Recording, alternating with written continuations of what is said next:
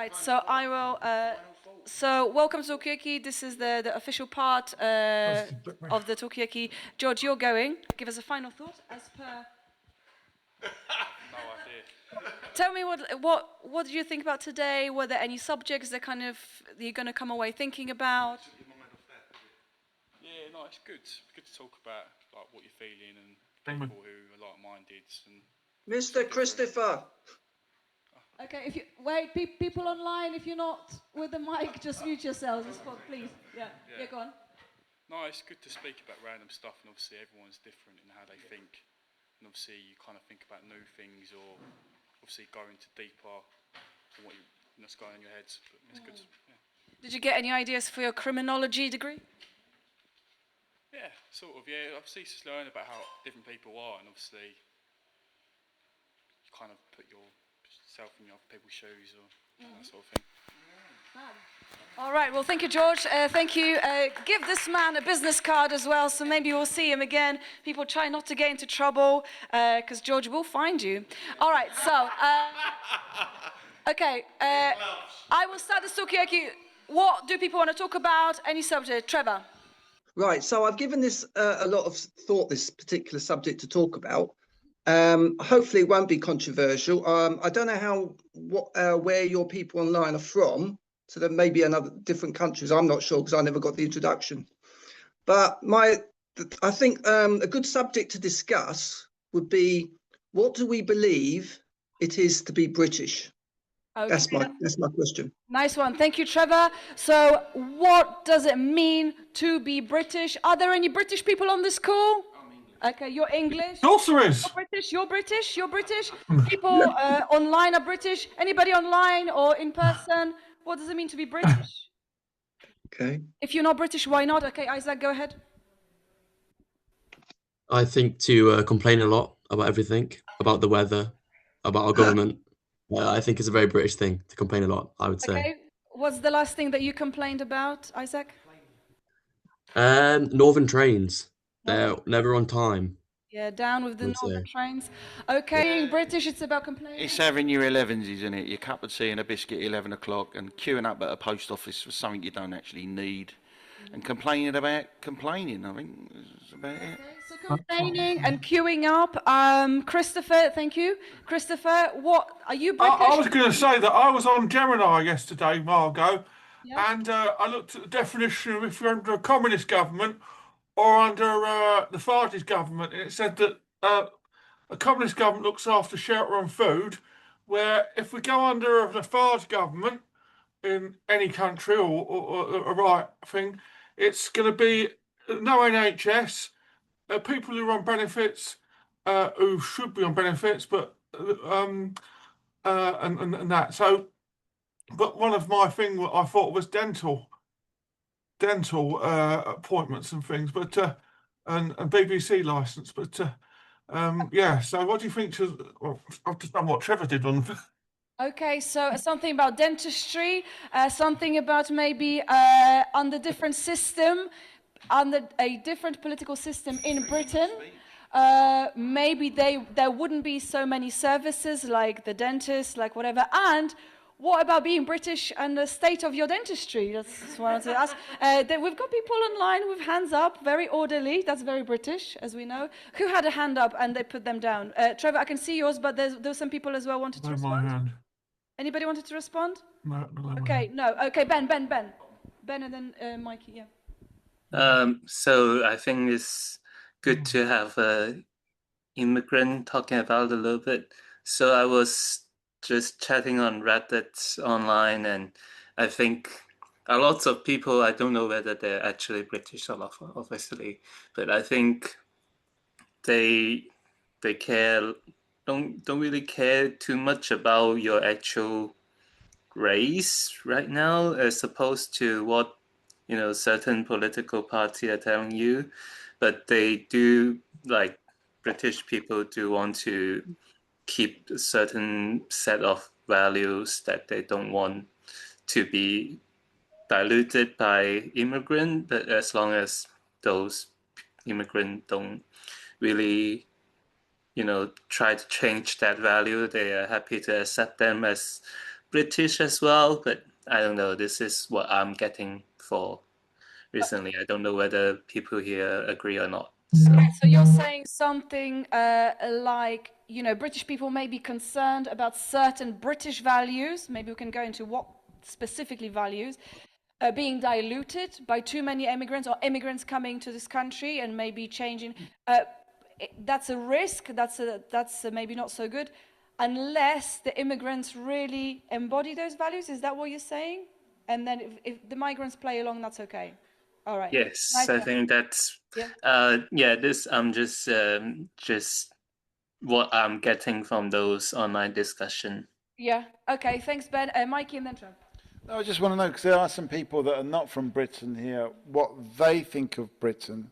Because it's, you know, one of the things I found is that you find out more about your own country when you go to other countries. Because it's almost like the fish doesn't know it's in the water until you get fished out of the water. So I'd quite like to know what people not from Britain think of Britain. Okay, if you're not from Britain or not British, what do you think of Britain? Go ahead, and then Trevor, over to you. Nice question, Mikey. Oh, and Liddy after. Yeah, Trevor, go ahead.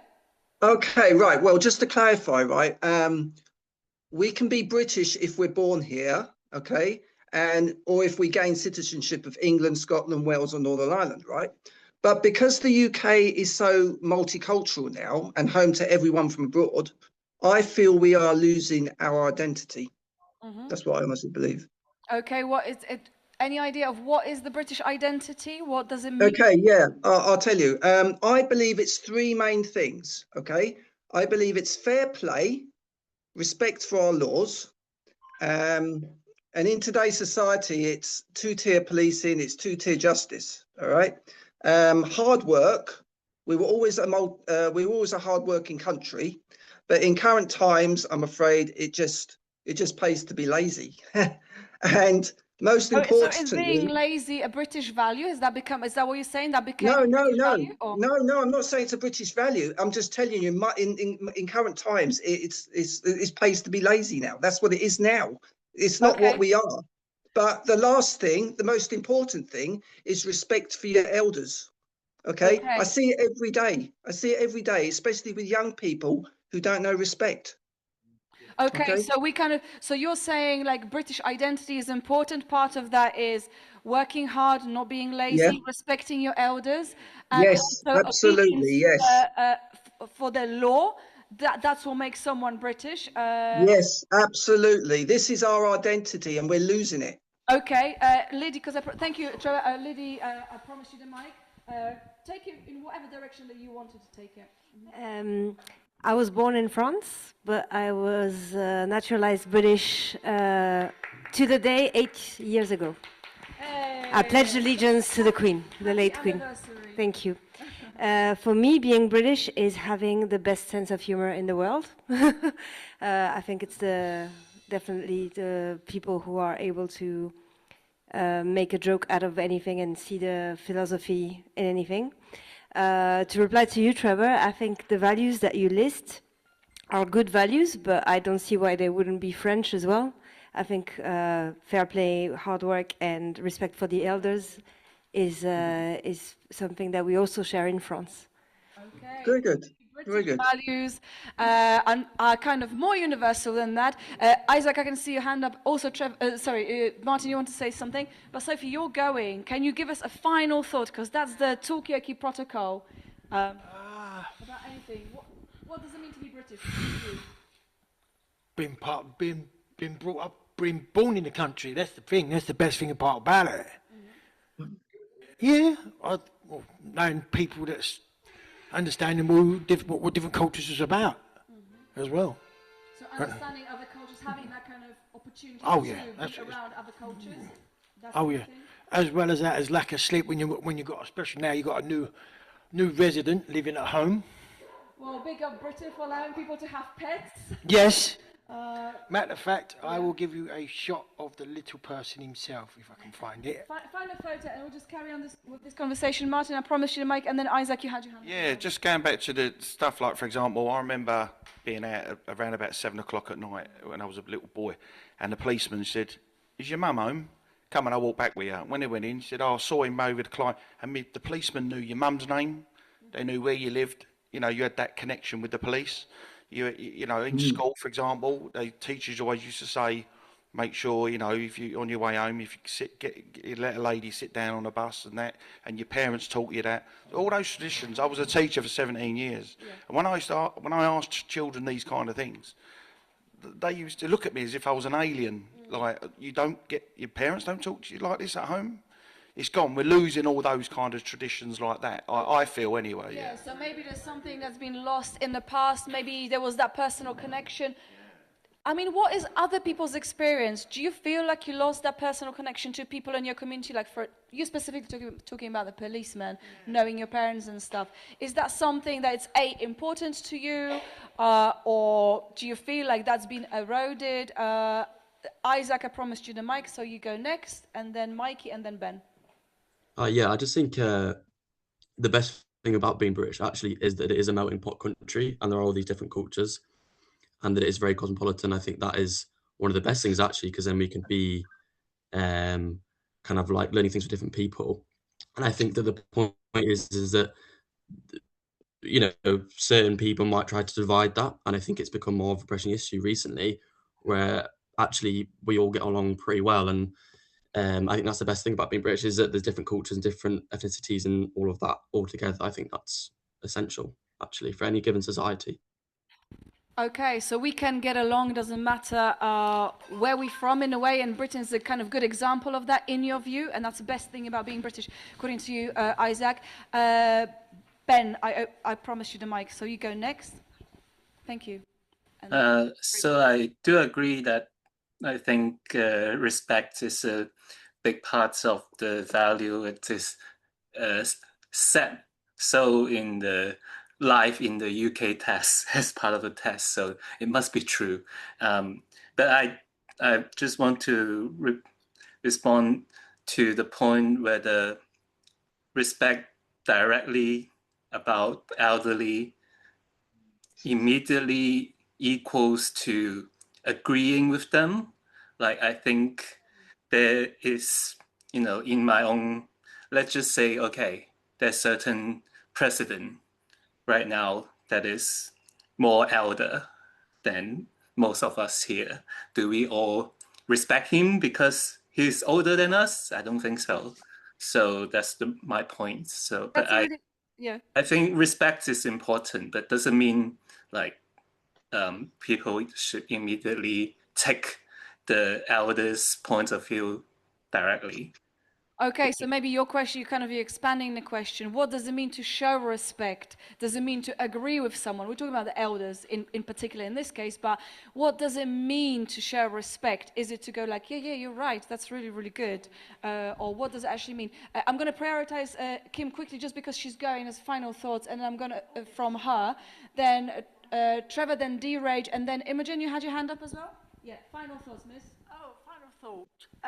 I've really enjoyed the evening, and I'll come back again another time. Okay, what do you mean? What does it mean to respect someone? Oh, no. You'll never leave, no. Does it mean to agree with them? I think, well, it's a big word, isn't it? But, you know, just to listen, talk. I don't know, really.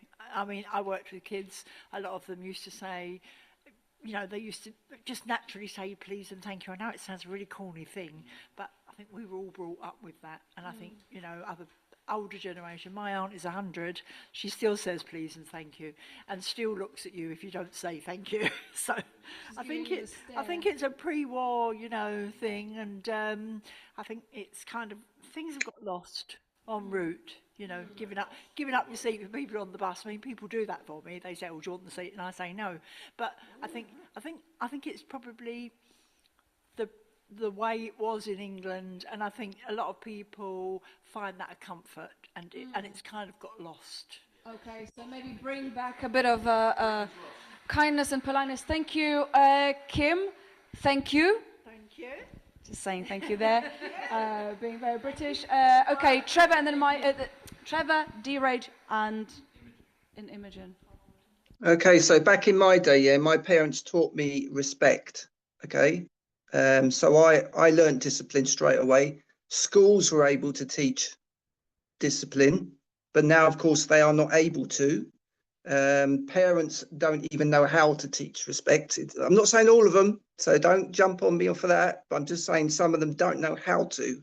In today's society, right, this is what a typical parent now would say to their child to discipline them, right? They would say something like, if you don't stop it, you won't get any ice cream.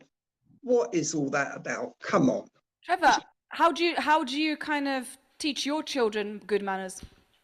I don't know. They haven't made themselves known to me yet, so I'm still waiting for the knock on the door. Okay, I mean, so the people you're talking about is like people that you know, like who are teaching. Yeah, I see it every day, Margot. I see it every day. So, I mean, listen, you've just gained your citizenship, right? So you can probably tell us what you believe what it is to be British. Mm-hmm. But Can you tell us? Yeah, it's true, but you know, I'm in the middle, so I can't really say anything. I can't give any opinions or facts. But yeah. But we also came to the end of our time for this sprint. But this has been a really good conversation. Right. I would personally like to ask also, you know, what it is to have French values. We heard a little bit from you, Lydie. What it is to have Polish values. What it is to be someone who's a proud, I don't know, Mancunian, that's what you say, right? Mancunian, or someone from Bradford. You know, is that different? Is it the same? What are your thoughts? And secondly, yeah, we come to, and then maybe we'll just finish this round with people who had their hands up before we move to the next session. So, D-Rage, you had your hand up, and then yeah, like what do I think about British people or like Britain in general? Well, first of all, I met British people when I was in Australia a lot, and some people like also in Germany, and yeah, I agree. Like very funny people. Like I think humor is definitely a thing. Also, I think you're gonna love me for this. I think. Try I me. think the British accent is nicer than the American one. You can stay. Okay, so the sense of humor and the accent definitely good. Thank you, D-Rage. Imogen? Do you remember? Sorry. Yeah, first I was just going to say D-Rage, there's so many different accents. Which British one? Exactly. Hey, let's be specific. Very, very true. Yeah, be specific. What is your accent, Imogen? Yeah, well, I've got like probably an estuary accent, so it's like sort of home counties. It's maybe more of a standard British accent, but not like a really posh one. I don't think it is, but I live up in Manchester, so people probably think I'm really posh. I don't know. Okay, does Imogen sound posh? That's another thing that we can discuss. But thank you. But we don't have to. But this is Mikey. You wanted to say something as well? I just want to stand up for the kids because I think they're getting a lot of heat. And I just think actually I work a lot with young people, do a lot of youth projects, and I actually personally think, okay, they might not be formally polite, but I've worked with kids for 20 years, and I think they have become more considerate and more emotionally intelligent than they ever have been. So I think it's actually a good sign. I think they get slagged off a lot, but they're actually doing okay. Okay, so leave them kids alone. Okay, so we're going to finish this round, but we can continue with some of these topics. So do hold on to your thoughts. Maybe we'll have a quick change of hosts. Lydie, I don't know how you... I mean, I know you're just eating the chocolate cake, but just do it. Just do it. You need it. You need some mental power to do I was going to say, we've just had Easter. Yeah, we're eating the leftovers from Easter, Christopher. No, I'm just going to say, as a subject Easter, we talked about connecting from that one to this one, yeah. Easter, about when we're all different faiths and things and stuff, and how we've reacted. I had it hard this week with certain things and stuff, and really hard. And I found that well, talking about chocolate, Okay, so listen, Christopher, we're going to park this for a second. So the subjects that you've got coming in is Easter, is chocolate. Maybe we can move between kind of safety on superficial cats. subjects and deep subjects. But give us a second, everybody. We're going to welcome Liddy in the middle of the Talkaoke table for the first time. Remember, it's her first time, so don't be too harsh. Be supportive, be good. Sit on this one. Put your bum on the crack. I know how it sounds, but it's... Don't. We're going to swap out.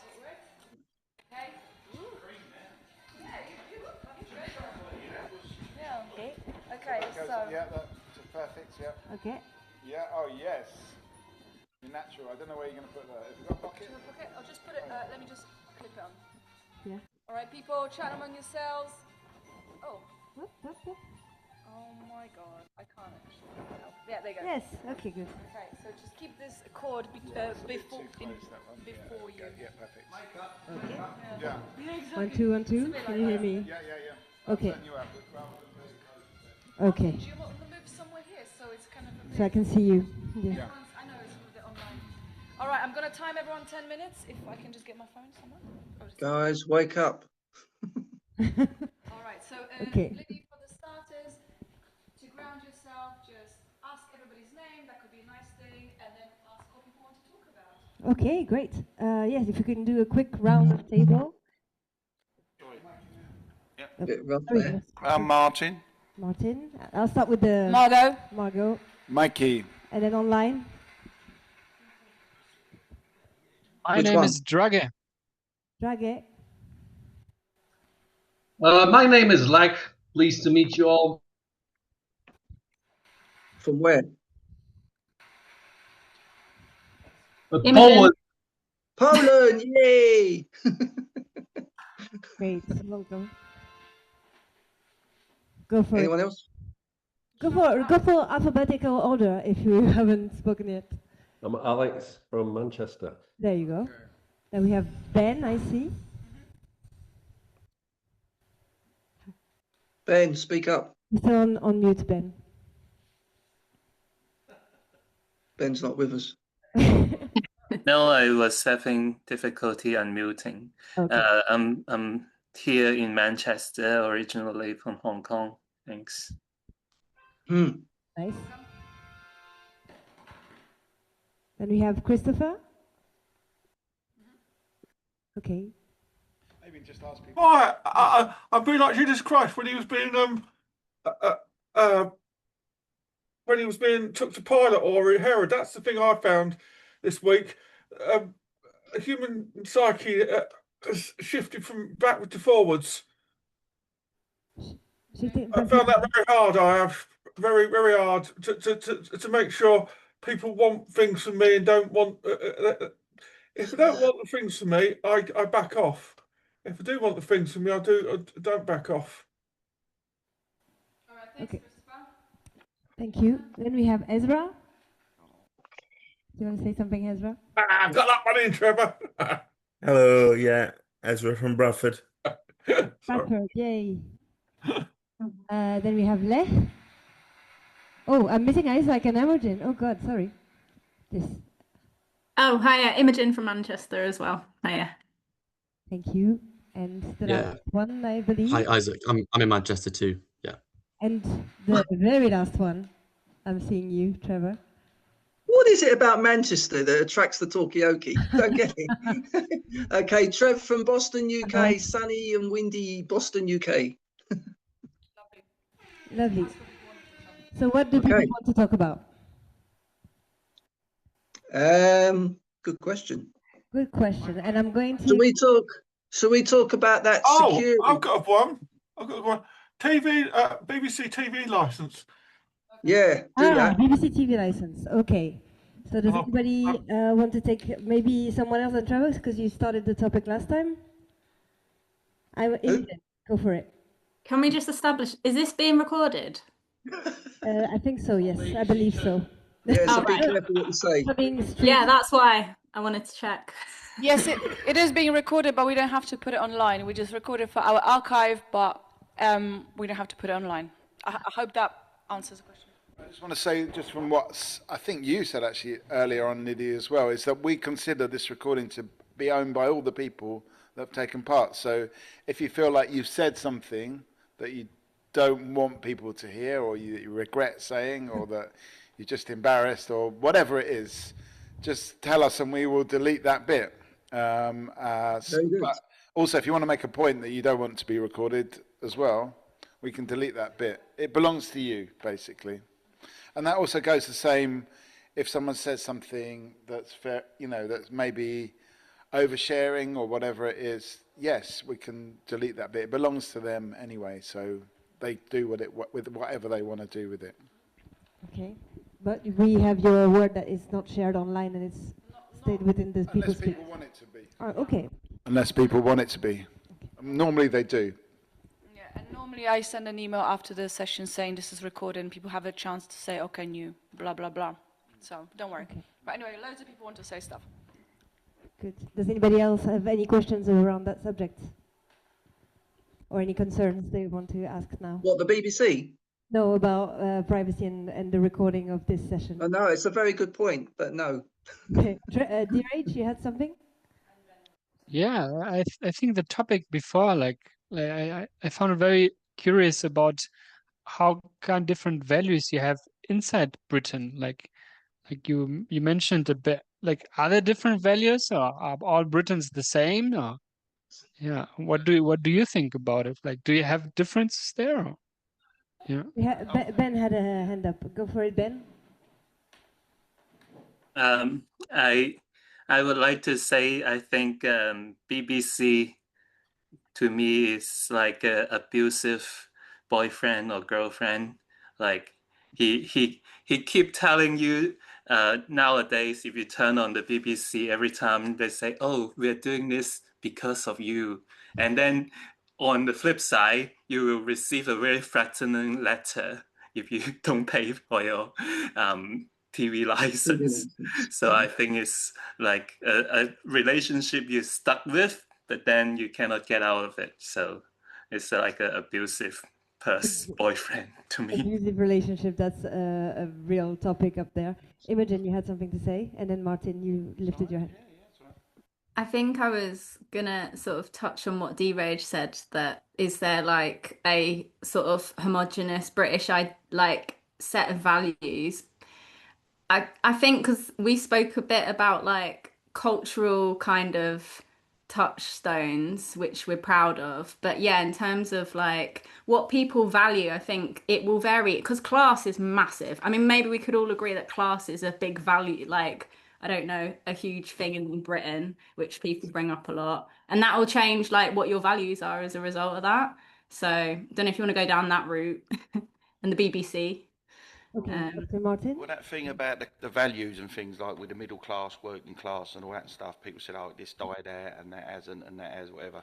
But I still find that if I'm in a room with people, if they're talking facts, I'm all right with that. If they're talking waffle, especially the ones from North London, especially the ones from South London, because we're East Londoners, we're Cockneys, and we don't know it all, but we're open to a very good, conversations, and we do listen to a lot of people.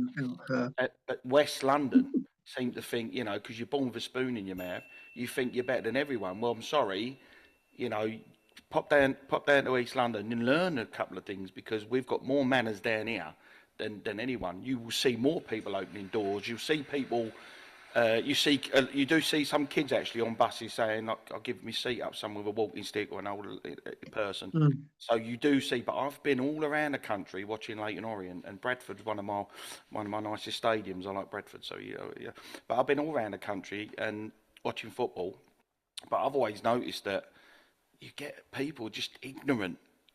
They're miserable, and I'm like, cheer up. You keep getting this thing as, well, you only live once. No, you don't. You only die once. You live every day. Change it. But in East London, I think they're more optimistic. But yeah, you've got all that values and bits and pieces, but some think they're better than you because they're born with a spoon in their mouth. If you don't talk facts, you're an equal. Everyone's equal. Simple as that. So lots of very interesting points that you raised there. The values, the facts over feelings. I'm seeing a lot of also typology of Londoners and values class systems in the country. Word to you, Matt. Well, I just wanted to come on to the what I'm going to do, by the way, this is what the Stooge does, just link all these subjects all together. Because the BBC, they are a little bit kind of Orwellian, you know, because as you were saying, they're kind of, there's this British value that you've got freedom to think anything you want. But there's also another British value that you have to be aligned with British values. And that's a little bit contradictory. Because if you've got freedom of thought, you can think anything and you can have any value. So how do those two things square up? And then you've got the BBC kind of telling you that it does, or that it does make sense, but there's some inherent contradictions there. Okay. Isaac, you had your hand up. Yeah, I think the kind of class is dead is a very Margaret Thatcher kind of neoliberal thing. And I'm at university at the minute, and actually one of our modules is on class. So it's interesting that obviously, although people think class is dead, it's still studied at university a lot. And I think, especially at university. What, sorry? Sorry, Trevor, but if you don't have the mic, just mute yourself because it's a bit low. Carry on. Oh, sorry. Yeah, and I think especially at university with class as well is that depending on what class you come from at university, you might, maybe you work a part-time job, maybe you don't, and your parents' wealth determines, whether you have a big student loan or whether your parents pay for your rent or not pay for your rent, and that's very definitely represented at university with many things. The clothes you wear, the laptop you have in university, and things like that. So I think class is not dead, and I think it's a very neoliberal outlook that everything is individual rather than systematic. So that's what I would say to that. Individual rather than systematic. Sorry, you got cut up, so I'm assuming what you said. Okay. Yeah. So you would say that values are linked to education, and because education is not free, it is linked to class. Ben, you raised your hand earlier. No. Okay, sorry. No. Maybe late. Okay, sorry. So Ezra, you haven't spoken yet on the subject. Do you have anything to share on any of the topics that have been touched on? I was just going to say about the BBC. I really liked what Ben said about it being a relationship, because even there's like an online form you can do to like say that you don't watch the BBC, and yet they'll still hound you and send you letters, and it's abusive. Like if an ex was doing that to you, you'd report them to the police. But I just think that they're not impartial. They don't report impartially on the news anymore on BBC, and like we're at a moment in time where we're paying for all our other TV subscription services, Netflix, Prime, whatever it is that you do. There should be an option to, with the other channels, that they start showing adverts and we don't have to pay for it anymore. As a British citizen, that we've got to pay towards this. They should just do it through ads, and you can choose to pay for those ads or not if you want to. Just a thought. Oh, very good thought. And the fact that the BBC links it to the sense of nationality and maybe ties it to the British values that we were touching about before can also be an interesting point. Trevor, you had your hand raised. You're on mute. You need to unmute yourself. Trevor, we cannot hear you. Trevor, we can't hear you. Turn your mute thing on. We're guessing what you were saying. Yeah. Lip reading. We've got some idea what you're saying, but we're not. Okay, you can hear me now. Yes. Sorry, it does it by itself. I'm not muting myself. Okay, so spot on what that last guy was just saying. Spot on. We've not mentioned the guy who was the head of the BBC. I think his name was Tim Davie. He was kicked out for allowing that. Well, as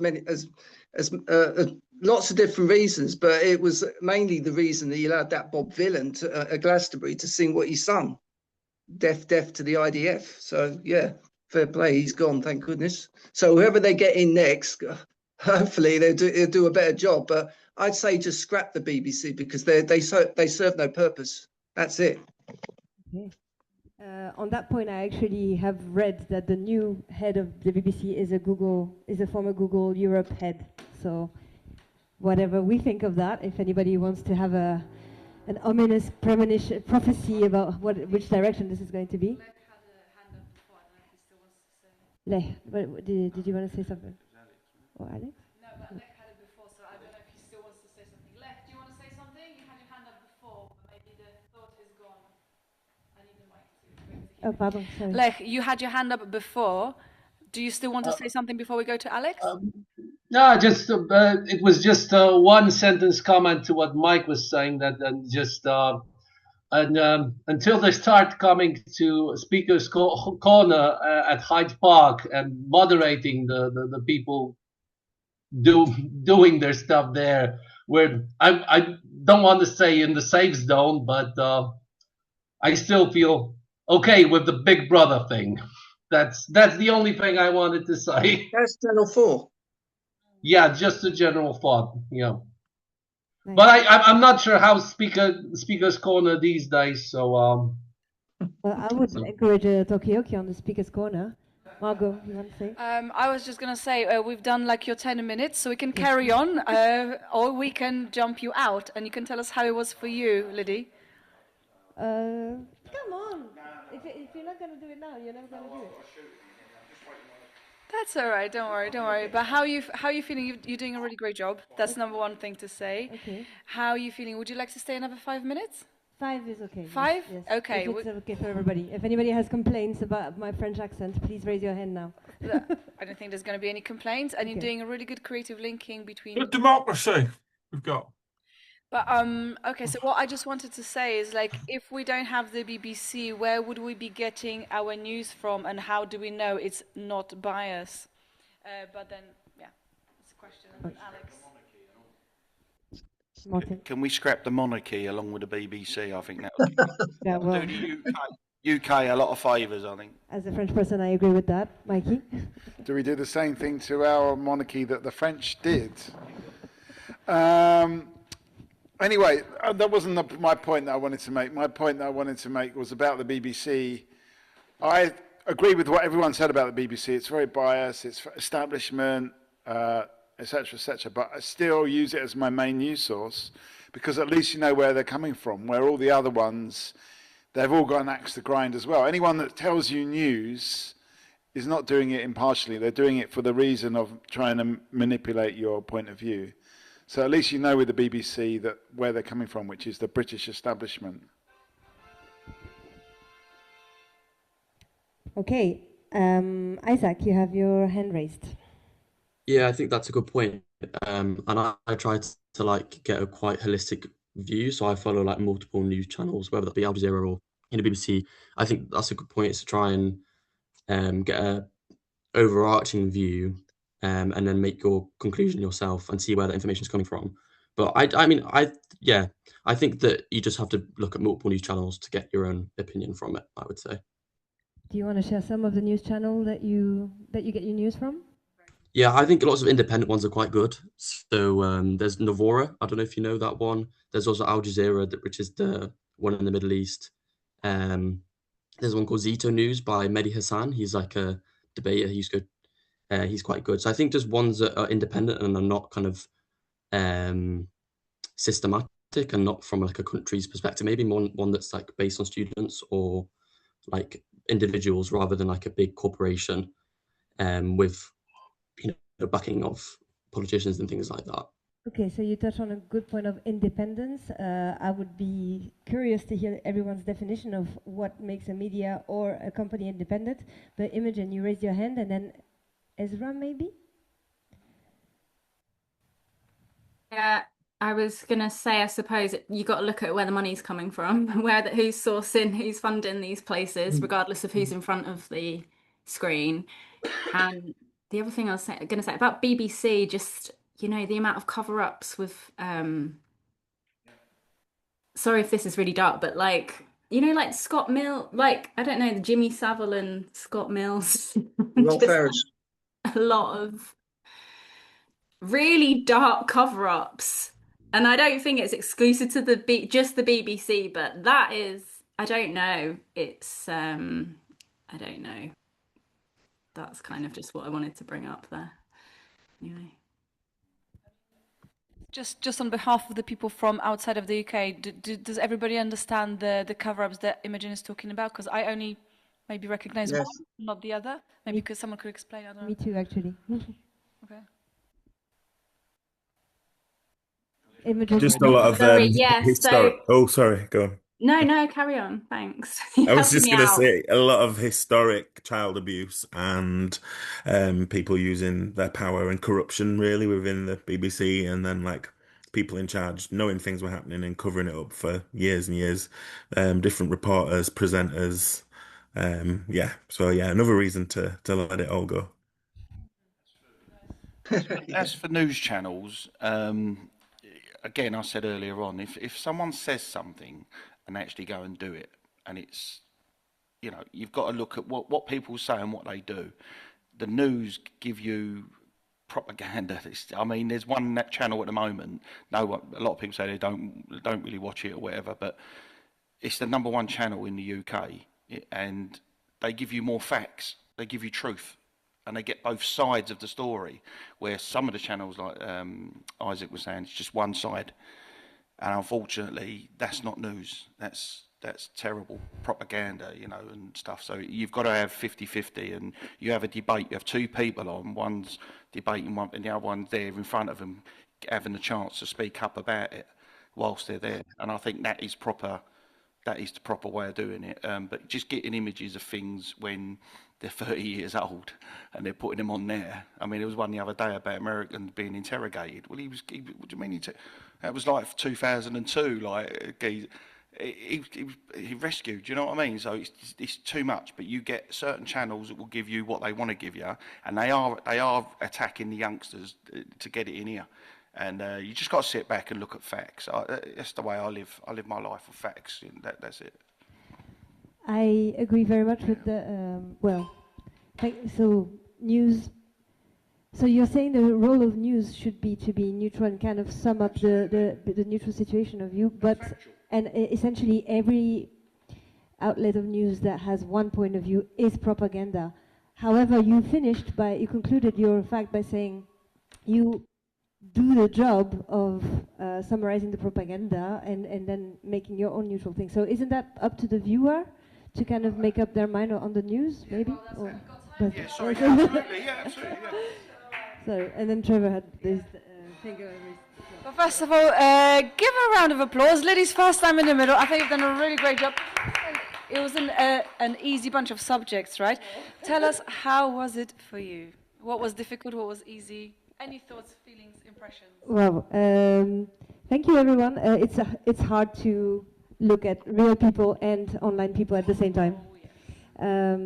It's also, I'm very aware that English is not my first language, and I'm trying as best as possible of like speaking and using words that are relevant to everybody.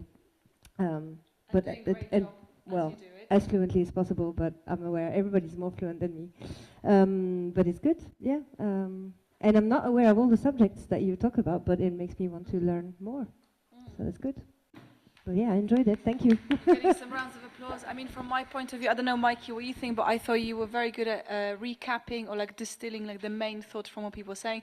Martin obviously has given you a hard time because he's giving you like 20 points for the price of one. So it's always, sometimes it's good, particularly for new hosts, it's good to say, thank you, I can only handle 1 point at the time. That's what I did a lot when I first started. But you've done really well summarizing and spreading it out to people. So I think that's a very strong first go. Thank you. Well done, Liddy. Who wants to have a go in the middle? Mikey, do you want to go, or shall I? Yeah, me. All right, no worries. Okay, Liddy, you jump out. Just go onto the crack. You can't, Trevor, you're there, not there. Yeah, I want to go in the middle. You want to go in the middle? Wow. We would like to see that happening, but it may be logistically a bit hard. Next time we're in Boston, you definitely will keep the seat warm for you. Thank you, that just goes to say as well, when we go to France, I think you're going to be there anyway, so you've just booked your place in the middle of the table, and we'll do it en français. All right, people, so here we are, Talkaoke goes on. Do stay, do go if you need to go. We would love to see you stay. If there are any subjects that we haven't covered, could be brand new subjects, some old subjects, maybe something that kind of piqued your interest in the course of the conversation. Maybe you want to kind of throw in some stuff that, some controversies that you've heard recently, just see how it flies with people. I'm going to go to Lech because you've not spoken for a while. Lech, over to you. Is it customary or is it okay to go back to some previous subjects? I believe that it is. Go for it. Because I just wanted to ask about BBC and cover-ups. Do you mean like Jimmy Savile specifically, or some other cover-ups? Everyone. Okay, so talking about cover-ups particularly in the BBC. What's the deal with Jimmy Savile? Why is that a problem? Are there any other cover-ups that people are aware of? What is the media landscape like in the country that you're tuning in from? Mike, I'll come to you, then Trevor, and then Imogen. No, I mean, I think there's one thing about, and it goes back to British values and class, because it feels like the ruling class, not even the middle class, but the ruling class don't have any values. And it's just seen with the Epstein case, where you've got all the top politicians, including British politicians and royals, involved in that with no values whatsoever. And it's almost like, and it does link to the BBC, it links to all the things we've been saying today, that it's almost like they're projecting on us what you should do, but they don't follow those rules. They feel like they're above the rules. And that's why people like Jimmy Savile are kind of irrelevant to the ruling class, because they're above all of that. Then it's not important for them. And whatever Andrew does or whatever the politicians do, it's not important. Andrew, that's the former prince. The former prince, now Andrew Mountbatten Windsor, I believe. MBW. Okay, so there's a new class emerging, and that's the class that's in charge. It's nothing to do, Leon. It's not a new class. I think it's old. It's not new, but it's just whoever's ruling, whoever's on top, they've got no values. Okay, so people on top don't have any values. Do as I tell you, don't do as I do. Imogen, I promise you the mic, then Trevor, and then Alex, and then D-Rage. You're muted, Imogen. Sorry, apologies. Sorry. It's probably worth pointing out that the patriarchy probably lends a lot to this. Like the ruling class, they're all mostly men. Like who owns all of these? Sort of who's at the top of a lot of these institutions, and the fact that there's sexual abuse and trafficking. I think it's relevant to point out that it's mostly like patriarchal and men that are at the top of it and have been historically. I mean, race and gender. Okay, so I would probably, depending on where we go, but I think I would probably ask you to define what patriarchy means. Just give us a bit of a picture of what you. Yeah. So I guess it's like male. Sorry, I'm not.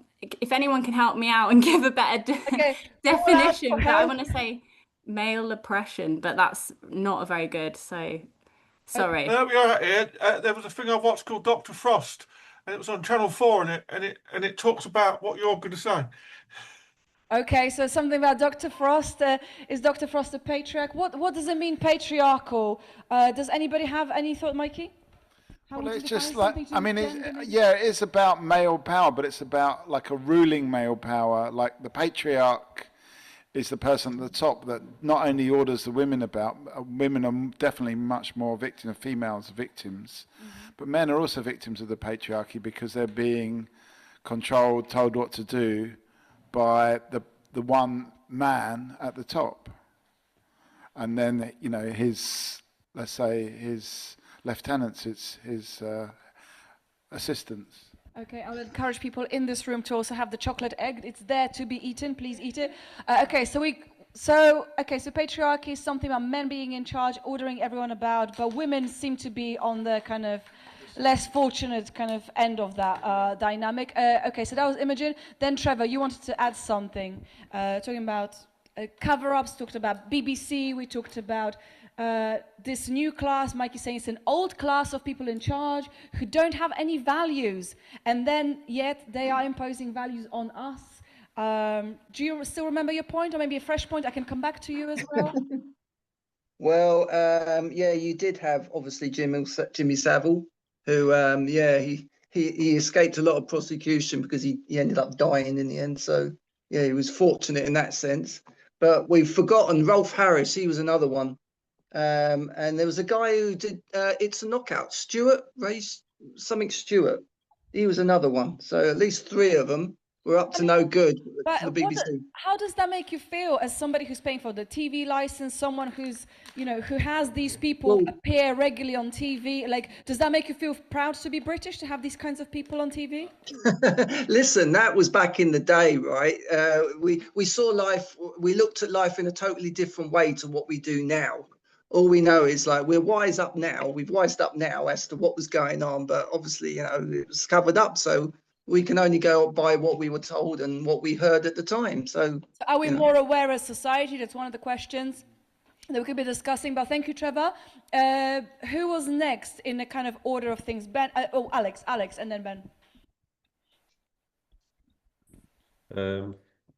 Yeah, I think I just wanted to say something for ages. So, like, I've been writing loads of things and then trying to find the kind of middle of all of these topics. But I think kind of going back to class and like around that's really interested me, for some time now, like, so it's like kind of this gamut of like, what is it, working class to upper and ruling class? Is that it?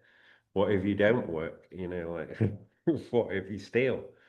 The thief class? What, and does it come back round? Or the ruling upper class? I mean, are we just getting a little bit class again? Classed out? I mean, how many classes is too many classes? Should it be just simpler, like good people versus bad people, or people with values versus people without values? Is it even about being versus? Is it even about that kind of conflict? Yeah, go on, Alex. Well, I think it's perhaps a bit more kind of dependent. It's not as much, I think maybe we're looking at the word a bit too much, we're focusing on the word, like focusing on that too much rather than actual experience, like what your experience has been as an individual or as a group, like, so people can be grouped together, they might not look the same, but they could have similar experience of not having any money, and not having equal access to opportunities. How do people, yeah, I mean, that's a really good point. So are we just getting too much hang up about the words? Are we just kind of trying to name things, kind of intellectualize what's happening rather than finding moments to actually touch base with people of similar experience and then take notes and kind of take it further? These are some of the questions, Alex. Thank you for that. Ben, over to you. I just want to firstly, I think what Mikey said was true. I think the problem is there's no like control, or there's no consequences for those people who did something bad, and like, well, like, did they live above the law?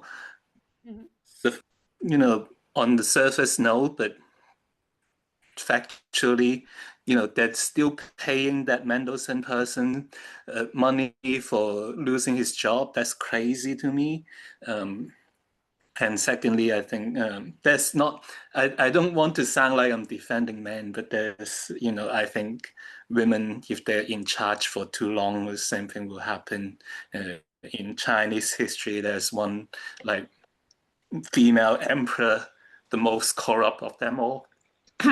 So I think it's not down, it maybe is something to do with sex, I cannot say it's not, but all down to like having absolute power lead to absolute corruption and that kind of thing. Does it even matter whether it's patriarchy or matriarchy, as long as there's enough power to be grabbed? It's just kind of, yeah, that's where it's going. I'll go to Martin, and then who was, Trevor, I can see your hand, but also Imogen, did you have a hand as well? No. So I'll come to you, Trevor. I think I've said this before on a Talkaoke ages and ages ago, but a lot of the surveys I've had to do and all the things that I do, the meetings, and I sit in some boring meetings, trust me. And what I found was, especially in East London, you've got women trying to do things for men in little groups, mental health and bits and pieces. It doesn't work. And you've got men trying to help women with issues. So I've got a men's group. I've got a men's group, and it's flourishing. It really, really works. It has been for 3.5 years. I know a woman who's got a woman's group. It is amazing. I know there's a couple of men's group, women running it. It's on its knees. And I know women's groups where women where they've got mixed sort of men and women run it. It's not doing so well.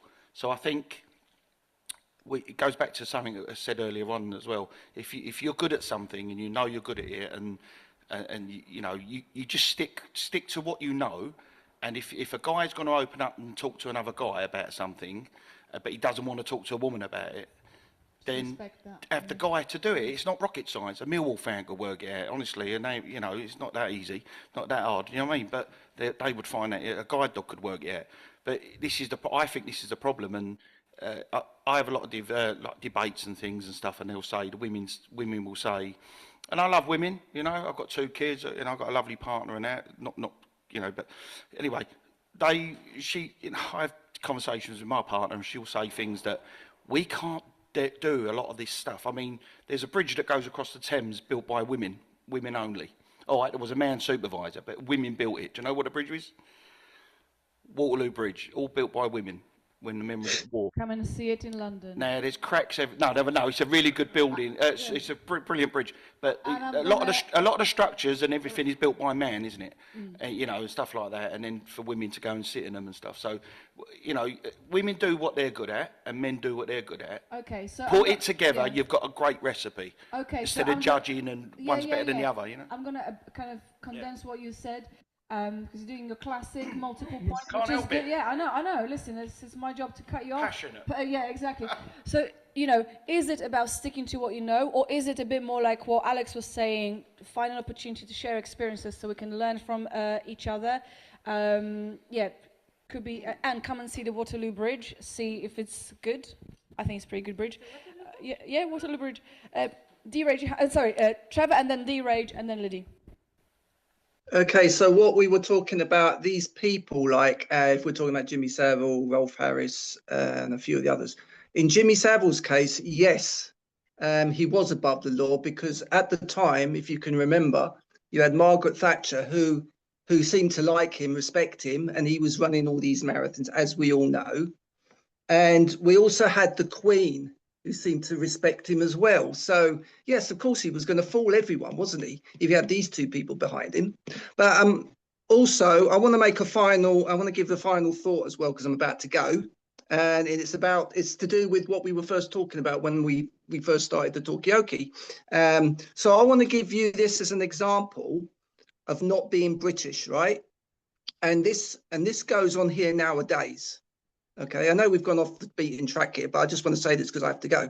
So this goes on here nowadays, and it happened to me 2 weeks ago, right? So I'd been working for a company, right, for the last 2 years through a work agency, and just right out of the blue, the agency rings me up and says, "Sorry, Trevor, the company are laying you off."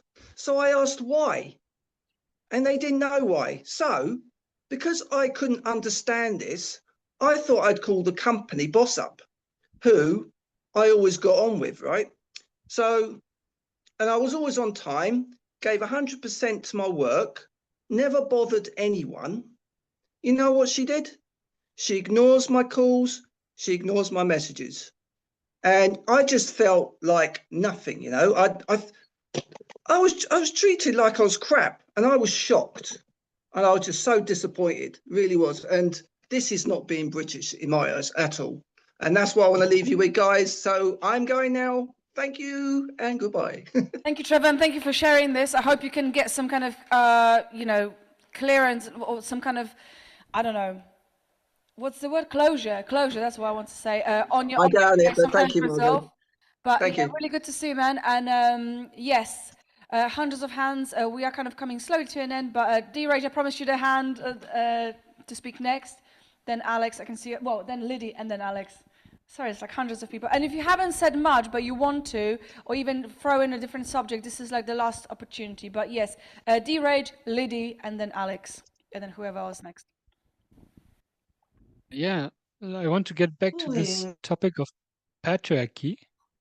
I've observed like several people who are like in some kind of power, be it in a company or in a family, and they have like the power to decide what the whole group will do. And what I've noticed, or what I'm wondering, is like they all seem to have like this, oh, I need to do this. I can't I have to be the one who decides. And it feels like they really want to control like where everything goes. And it feels like even that they're like suffering. And that also reminds me on another subject that I had on my table is like it was like the leftovers of a boss who was in his company. He was deciding everything, and it was putting a lot of pressure on himself. At the end, he got sick, cancer, he died. And what he left was a big company where nobody knew what to do because everyone was used to a person that was deciding. So everyone in the whole company, they kind of now, because they've learned this for 20, 30 years, that one person decides, now is looking for someone like that because they haven't developed like the capacity to decide for themselves. And I feel like, repeating the same. They want to yeah, repeat the same it's pattern out of kind of desperation, really, because otherwise they don't know how to run the company in any other way, right? yeah, yeah. And I think to sum it up, I think it's like the person, like this patriarchy person, like this, like if it goes the wrong way, I think the person who's in power, he might be even suffering the most. I mean, do we have? I'm gonna turn into a headline. Do we have enough compassion for the patriarch? Maybe they're suffering, or should we just? I mean, whatever, And also, who doesn't like a good patriarch? If things are not going wrong, then what's the harm? Just some of the questions, Lily. Thanks, Deeran. I'm gonna bounce back on what you just said because that's something I'm part of a collective of artists, and it's 23 of us. Yes, it's 23 of us, and we try to make decisions all together without bad. It's a challenge, and it's very much a reflection. Yeah. Well, women. It's about about 50-50, I would say. Yeah. And we don't have anyone non-binary or trans, so it's exactly 50-50. Modes of governance is a subject that needs to be discussed so we can all together organize the revolution, I believe. Okay, I mean, that's a really great point about revolution, my personal favorite. Do we need a revolution in the first place? What would we revolt about? Is it something from the past? Are we just too apathetic, if that's the word? I should really know. To organize ourselves and how to make decisions in big groups of people, how to navigate decision making. Mikey, and then Ben, I think you had your hand up as well. I think if we're going to have a revolution, it's got to be different from the revolutions of the past because, for example, you hinted at the French Revolution. It was all about violence and power and absolute power of life or death. Which is you can't replace that. You can't replace violence with more violence, and that's the problem with the revolution.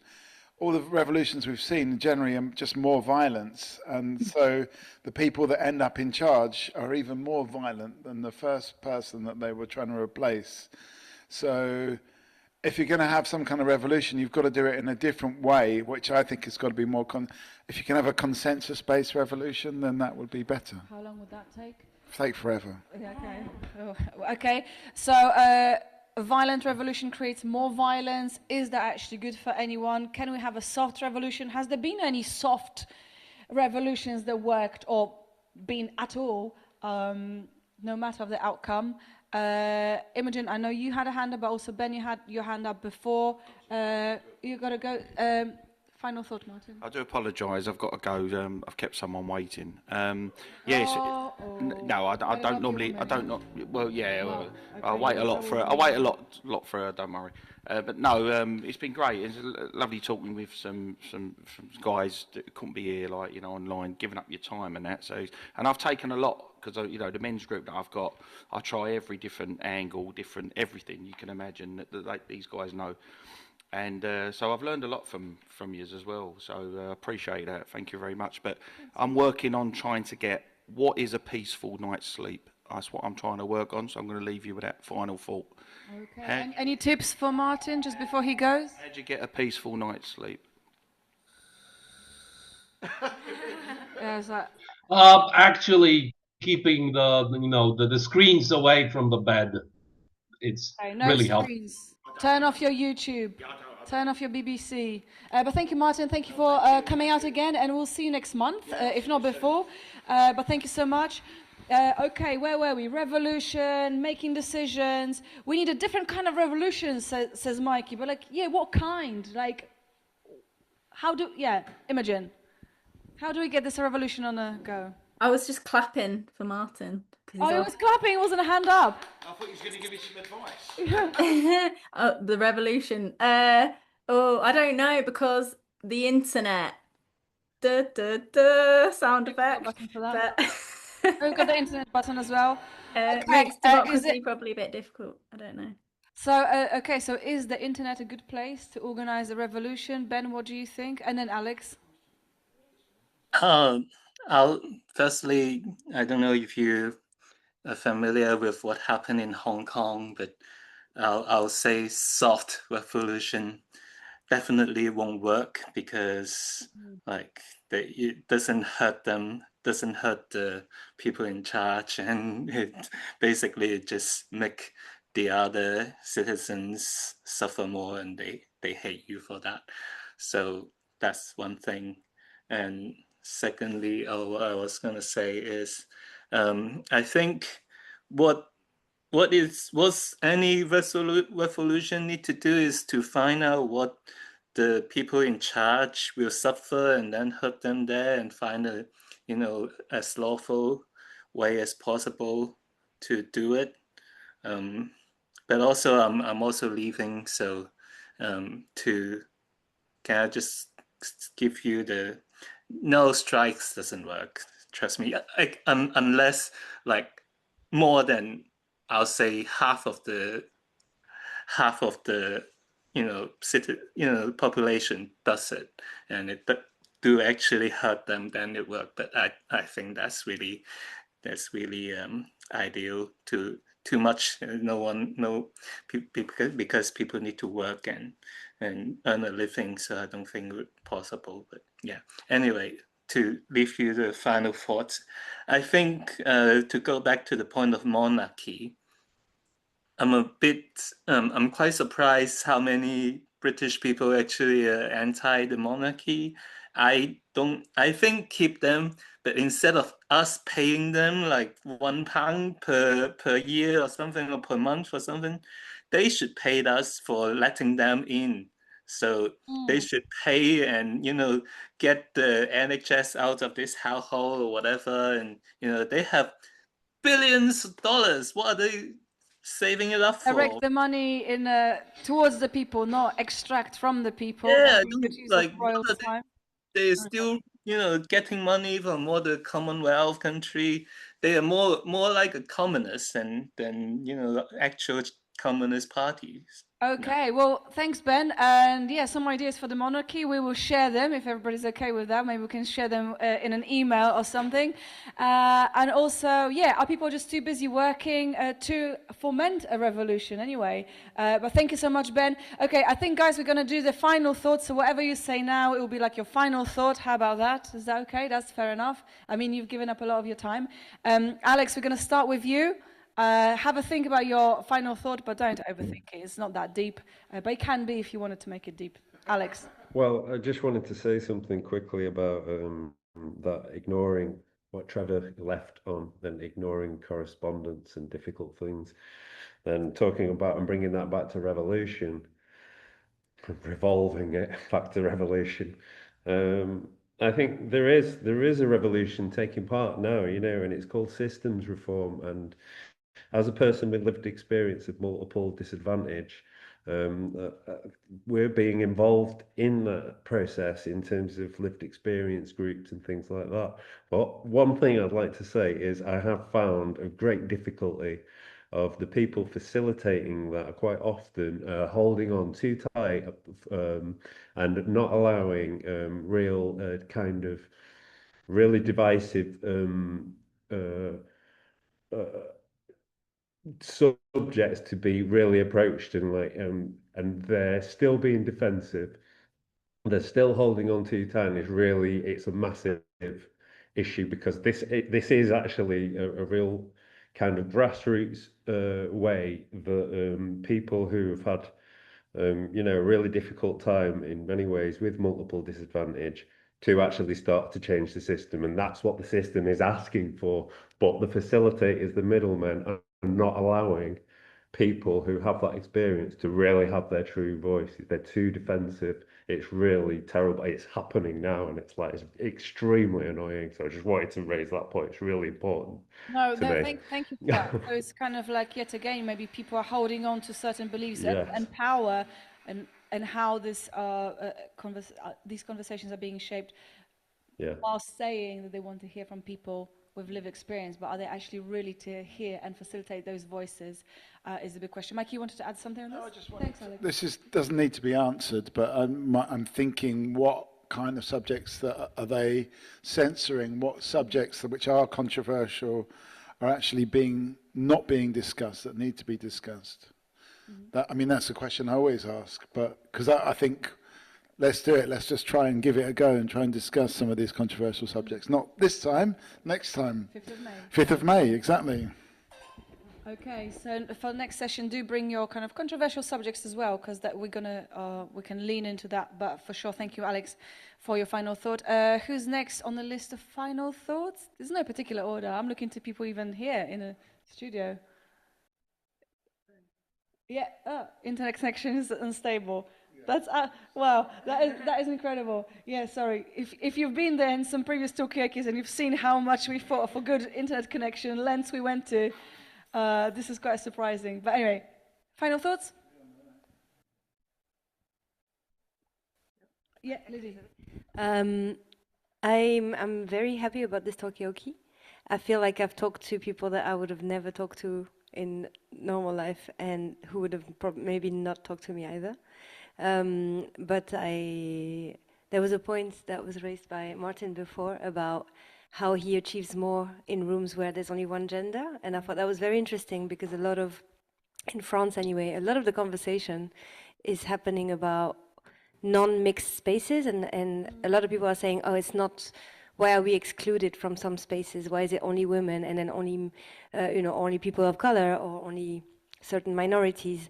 That's not okay. But I thought that it was very interesting that he was making the point that you achieve more in rooms where maybe it's just one gender or one kind of people. Anyway, I thought, oh, we think the same. Do you think you're going to bring that back to your collective and say, okay, everybody, split?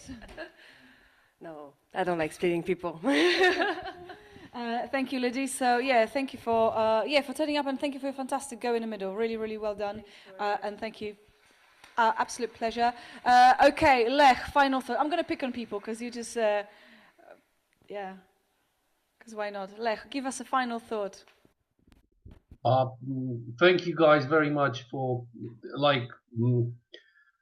co-creating this particular participation, the event, and I guess that's it. I'm very grateful. Can I ask you, Lech, in terms of the themes of the purpose of this workshop, which for us it's about giving people more skills and confidence to discuss maybe controversial subjects or subjects that maybe are polarizing. Are there any subjects that you would like to maybe discuss in the future? Is there something maybe that you'd want to kind of throw in?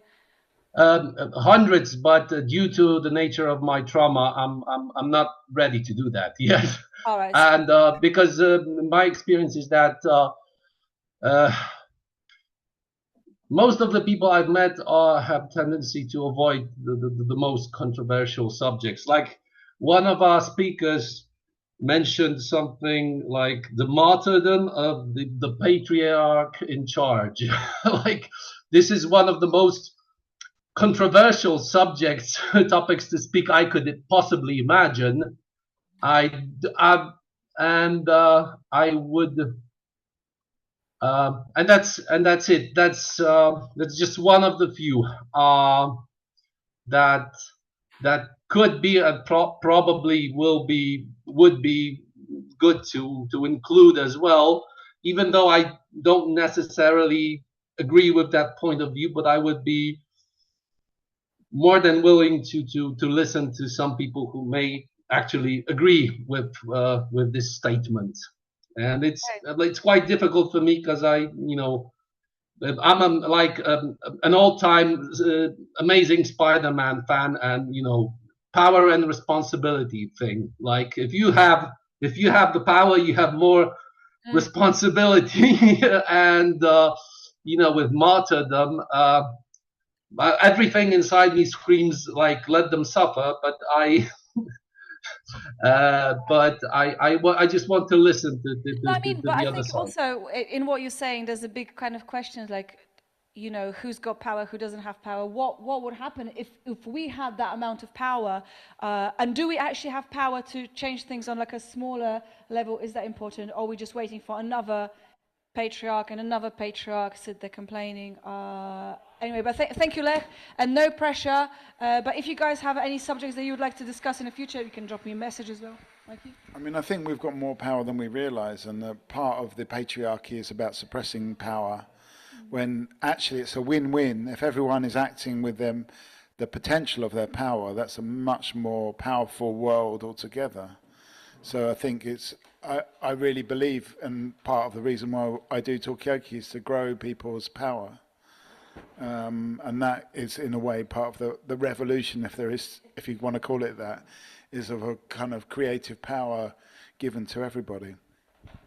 Okay, Mikey, growing the revolution, growing people's power, and with that, Isaac, do you have any final thoughts? Oh, D-Rage, Isaac, Ezra, Yeah. Alex, Imogen. No, Alex, you had your final thought. You can't have another one because we'll never leave.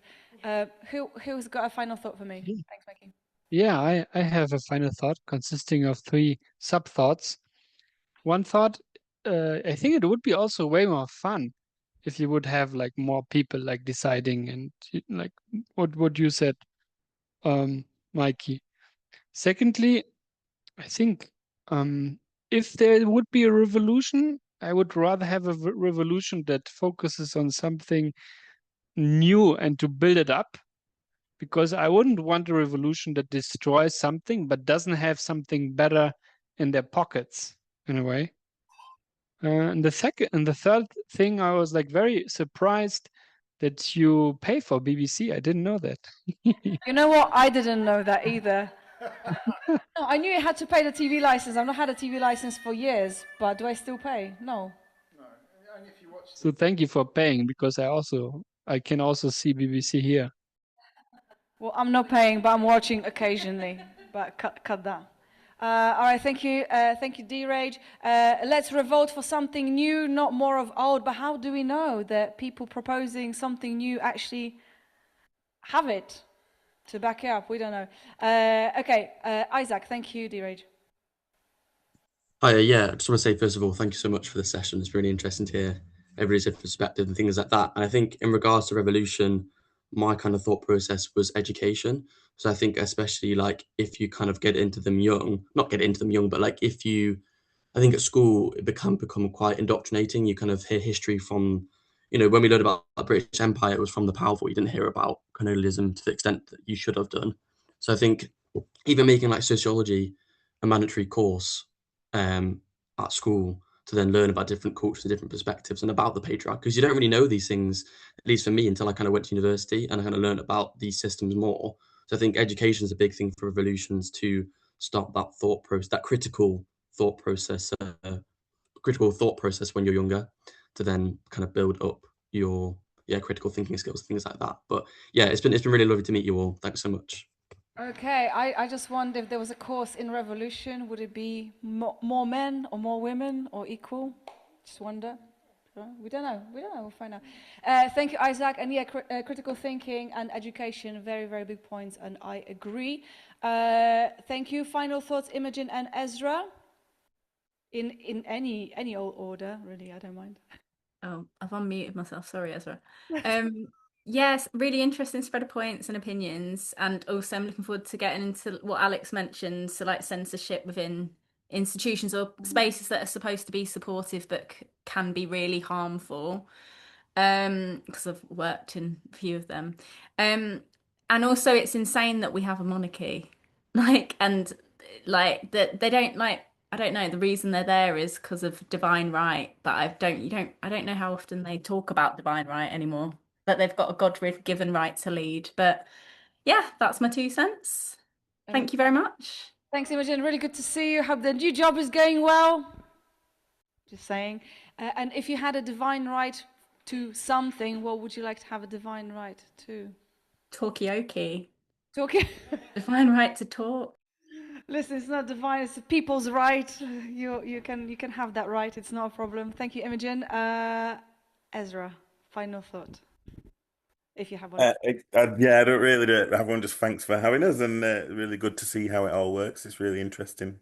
And yeah, smash the patriarchy. Well, thank you so much for joining us, and I hope it was good for you. And thank you to people here. Mike, I'm not giving you a final thought just because I've done my final thought. Yeah, you've done it now. And all I'm going to say is we will be doing Talkaoke here, there, and everywhere. Join our newsletter where we, like once a month, just share those opportunities. We will be doing this on 5th of May, which is also Tuesday night. You're welcome to join.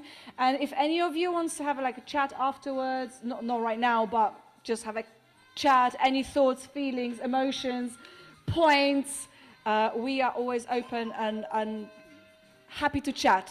But really thank you for giving up your evening, and really great to meet everyone who is new and who is old, not age old. Let's have a huge round of applause for Margot in the middle. Come on! Dankeschön. Dziękuję bardzo.